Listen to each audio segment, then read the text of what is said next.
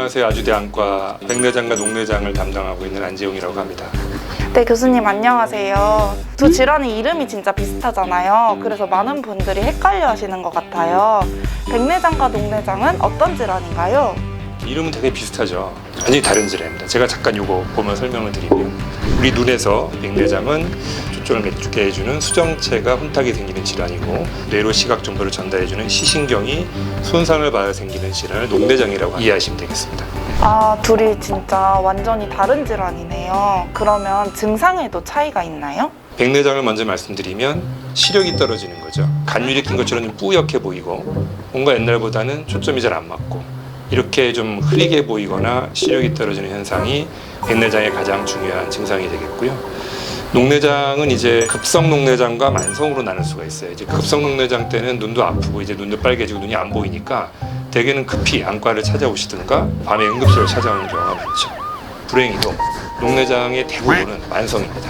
대부분 모르고 지내다가 조금 신경손상이 진행되면서 녹내장이 심해지면 시야가 좁아지는 현상이 생깁니다. 시야 일부가 약간 뭉개져 보이든가 그러다가 점점 진행되면 시야가 점점 좁아져서 중심부 외에는 잘 안 보이게 되고, 그러다 더 진행이 되면 백내장과 마찬가지로 시력이 떨어지는 그런 현상이 생기게 됩니다. 그게 대표적인 녹내장의 증상이 되겠습니다. 노안이랑 백내장은 어떻게 구분을 하면 되나요? 노안이 이제 나이가 들면서 점점 멀어진다 그러죠. 차이점은 선명만 떨어지지 않죠.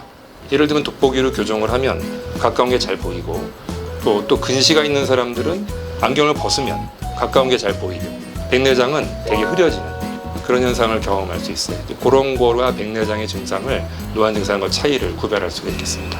그러면 두 질환이 생기는 원인이 무엇인가요? 사실 백내장과 녹내장의 두 가지 공통 원인은 노화라고 볼 수가 있죠. 백내장은 특히 노화랑 연관이 깊고, 되게 7, 80대면 조금씩 백내장은 다 있으시고요.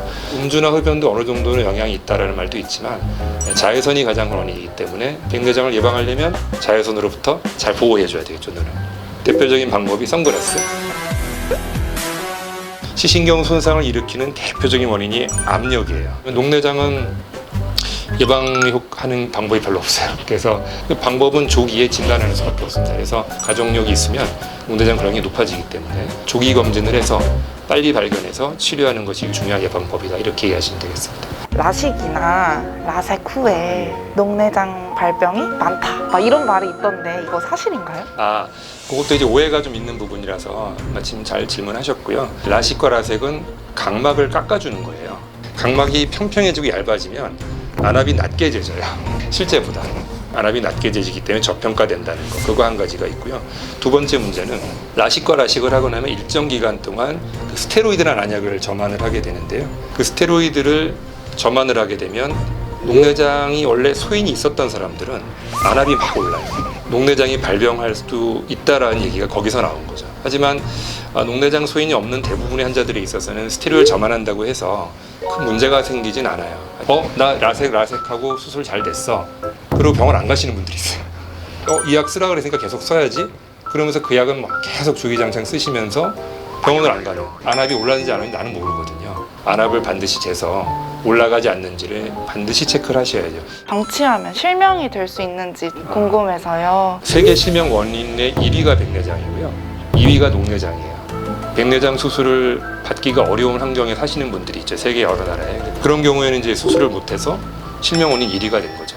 근데 우리나라 같은 이러한 의료 환경에서는 얼마든지 이제 백내장 수술을 받을 수가 있기 때문에 대부분의 경우는 백내장은 수술을 해서 다시 시기능이 회복이 되는 거죠.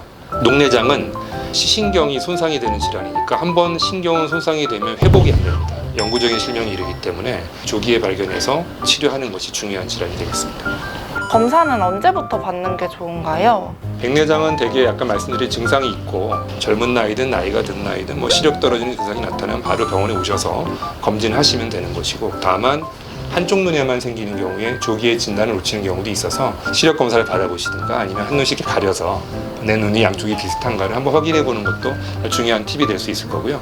안압이 정상인데도 녹내장이 발병할 확률이 우리나라에 꽤 높기 때문에 반드시 안과에 가셔서 안저 검사, 또 이제 망막 검사, 시신경 검사를 하셔서 진단을 반드시 받으셔야 됩니다. 자각 증상이 없는 녹내장을 발견하기 위해서는 40세에 꼭 진단을 받으시고, 또 젊은 나이에도 녹내장이 오니까 한 번쯤은 어린 나이라도 안과 검진을 받아두는 게 좋다라고 말씀드릴 수 있겠습니다. 그러면 백내장과 녹내장을 치료하려면 무조건 수술을 받아야 되나요? 우리가 암 환자를 수술을 해서 암을 없애는 게 암 치료의 목적이죠. 백내장도 마찬가지입니다. 수정체에 혼탁된 걸 제거해서 깨끗한 수정체로 바꿔줌으로써 백내장을 없애는 것이 백내장 치료의 목표가 되는데, 백내장은 수술밖에 방법이 없죠. 녹내장은 마치 당뇨와 같습니다. 당뇨 환자분들이 당뇨가 없어지진 않지만 혈당 관리를 잘하면 당뇨로 인한 합병증이 안 생기고 건강하게 살 수 있죠. 녹내장을 없앨 수는 없어요. 그렇지만 약물 치료하고 레이저 치료하고 수술 치료해서 안압을 일정 수준으로 낮춰서 평생 그 눈의 기능을 잘할 수 있도록 관리를 해주는 것이 녹내장 치료의 최종적인 목표가 되겠습니다. 교수님, 백내장, 녹내장 수술하고 네. 며칠 뒤에 일상생활을 할 수 있나요? 요즘은 이제 최소 절개 수술이라 그래서 3mm 이하로 보통 여는 경우가 많아서 되게 작죠, 3mm면. 그래서 보통 다음 날부터 일상생활이 가능해요. 일주 정도는 좀 이렇게 물이 안 들어가게 좀 조심해 주는 게 좋고요. 평생 사실은 눈은 세게 안 비비는 게 좋습니다. 그래서 눈을 항상 압박하거나 누르지 않도록 조심하시고, 특히 녹내장 수술 후에는 이제 안압이 좀 낮아지는 분들도 간혹 있어서 그런 분들은 이렇게 과격한 육체 활동은 좀 조심하시는 게 좋을 것 같습니다. 마지막으로 백내장, 녹내장에 대해서 걱정하시는 분들께 한마디 부탁드립니다. 백내장 수술하고 나서 생각만큼 시력이 개선이 좀 안 됐다고 생각하시는 분들이 좀 있습니다. 근데 백내장을 방치하면 실명할 수 있다고 말씀드렸죠. 그래서 마음을 놓으시고 안경을 껴도 되지라고 생각하고 수술 받으시면 좋을 수 있고요. 녹내장 수술은 좀 겁내시는 분들이 많이 있는데요.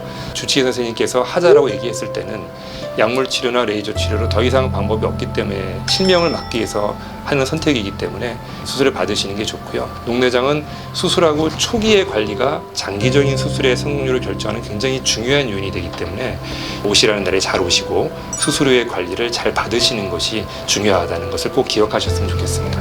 여러분 모두 건강하세요.